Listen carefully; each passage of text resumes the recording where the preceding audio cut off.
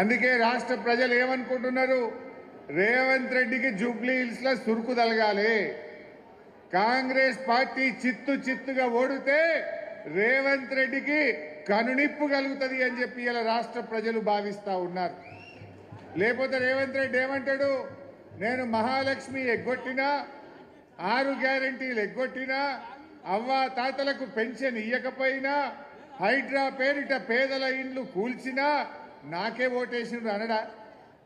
మరి రేపు ఇవన్నీ ఆగాలంటే, అవ్వా తాతలకు 4000 పెన్షన్ రావాలన్నా, మా అక్క చెల్లెలకు మహాలక్ష్మి రావాలన్నా, నిరుద్యోగ యువతకు ఉద్యోగాలు రావాలన్నా, నిరుద్యోగ భృతి దక్కాలన్నా, విద్యార్థి భరోసా కార్డు రావాలన్నా, హైడ్రా ఆగాలన్నా మన బీఆర్ఎస్ పార్టీ గెలవాల్సిన అవసరం ఉంది, మాగంటి సునీత గారు గెలవాల్సిన అవసరం ఉంది. ఒకప్పుడు తెలంగాణ అంటే పెట్టుబడులకు స్వర్గధామం, ఒకప్పుడు తెలంగాణ అంటే దేశానికి ఆదర్శం, ఒకప్పుడు కేసీఆర్ గారు తెలంగాణలో ఏ పథకం ప్రారంభిస్తే దేశం మొత్తం కూడా ఆ పథకాలు అమలయ్యేటువంటి పరిస్థితి ఉండే.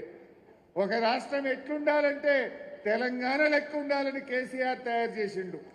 ఒక రాష్ట్రం ఎట్లా ఉండకూడదు, ఒక ముఖ్యమంత్రి ఏ రకంగా ఉండకూడదు అంటే అది రేవంత్ రెడ్డి లెక్క ఉండకూడదు అని చెప్పి ఇవాళ దేశం మాట్లాడుకునే పరిస్థితి.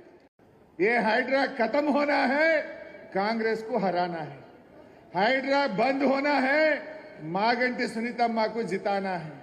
नहीं तो क्या बोलता हूं मैं, गला थोड़े तो भी कांग्रेस को वोट डाले और थोड़ तुम बोलता। जुबली हिल्स में जितने भी बस्ती हैं वहां फिर इलेक्शन होने के बाद अगर से कांग्रेस जीते तो बुलडोजर आपके गली में आ जाएगा।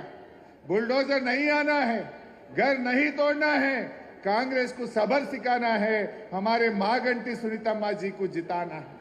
ये आप सब बस्ती में अपने लोगों को बताइए, सब घर घर में जाके समझाइए।